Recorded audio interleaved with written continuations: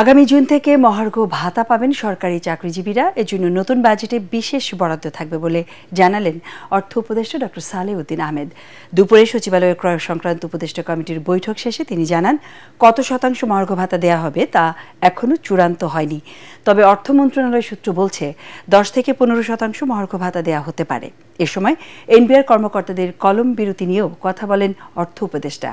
তিনি বলেন, আন্দোলন করে লাভ নেই, এনবিআর বিলুপ্ত করে দুটি বিভাগ বাস্তবায়নে বদ্ধপরিকর সরকার। হওয়ার চান্স মোটামুটি, কিন্তু হয়তো একটু সময় লাগবে। আমি বাজেটের ওয়ার্কআউট করে দেখি কখন থেকে দিতে পারবো, কত দিতে পারবো।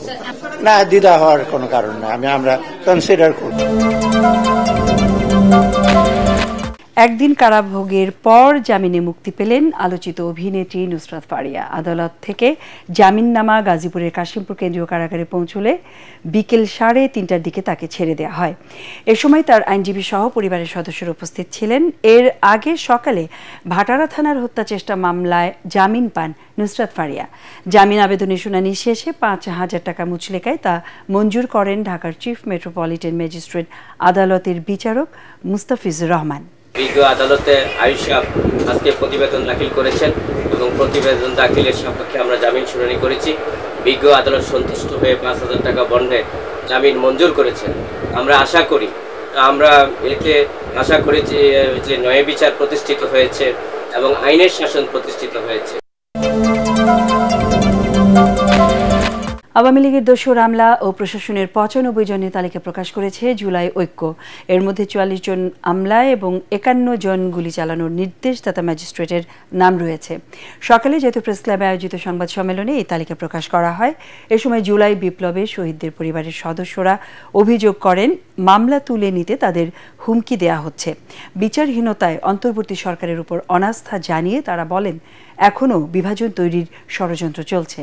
জুলাইয়ের যে শক্তিগুলো ছিল সেই শক্তিগুলোর মাঝে বিভাজন সৃষ্টির জন্য এখনো বিভিন্ন পক্ষ কাজ করে যাচ্ছে এবং গত 8 মাস ধরে কাজ করে এসেছে। কোনো সরকারি কর্মকর্তা যখন কোনো অপরাধ করে তারা তাকে শাস্তি দিয়ে ওএসডি করা অথবা সাময়িকভাবে বহিষ্কার করা, তো এটা তো কোনো সাজা হইতে পারে না। সকল স্বৈরাচারী দোসরদেরকে আগামী 31শে মে এর মধ্যে বাধ্যতামূলক অবসর দিতে হবে। 3 সরকারি কর্মদিবসের মধ্যে তদন্ত কমিটি গঠন করে দৃশ্যমান কাজের অগ্রগতি দেশের জনগণকে দেখাতে হবে। ইশরাককে মেয়রের দায়িত্ব বুঝিয়ে দেওয়ার দাবিতে তার সমর্থক ও ঢাকাবাসীর আন্দোলন গড়ালো 6ষ্ঠ দিনে।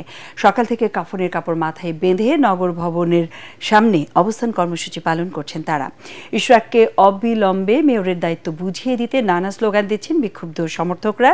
এ সময় তারা দুর্নীতির দায়ে স্থানীয় সরকারের উপদেষ্টা আসিফ মাহমুদ সজীব ভূঁইয়ার পদত্যাগ দাবি করেন। অবিলম্বে ইশরাককে শপথ বাক্য পাঠ না করালে পুরো উপদেষ্টা পরিষদের পদত্যাগের দাবিতে বড় পরিসরে আন্দোলনের আলটিমেটাম দিয়েছেন বিক্ষোভকারীরা। আমাদের তো কাফনের করার দরকার নাই, আমাদের বৈধতা আছে, আমাদের ইশরাক হোসেনের বৈধতা আছে, কোর্টে রায় দিয়েছে। ইশরাক ভাইকে মেয়র হিসাবে দেখতে চাই, সে যে কোনো উপায় হোক, অদৃশ্য কারণে মন্ত্রণালয় এবং আসিফ ভূঁইয়া সজীব ভূঁইয়া মন্ত্রণালয় ইশরাক হোসেনকে তার দায়িত্ব বুঝিয়ে দিচ্ছেন না, শপথ করাচ্ছেন না। ইশরাক আমাদের মেয়র পদে যে বৈধ পাইছে তাকে বসার যোগ্য করে দেন। আমি এটাই আসিফ মাহমুদকে বলতে চাই। স্টারলিংক চালুর মধ্য দিয়ে স্যাটেলাইট ইন্টারনেট যুগে প্রবেশ করল বাংলাদেশ।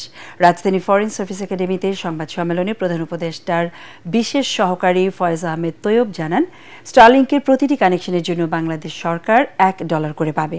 পরীক্ষামূলকভাবে স্টারলিংকের ইন্টারনেট সেবা দেয়া শুরু হয়েছে।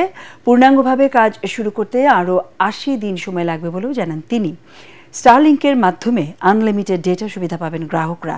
এতে ক্ষুদ্র ও মাঝারি উদ্যোক্তারা উপকৃত হবে। স্টারলিংকের মাধ্যমে জাতীয় সার্বভৌমত্ব ও নিরাপত্তা ক্ষুণ্ণ হবে না বলেও জানান প্রধান উপদেষ্টার বিশেষ সহকারী।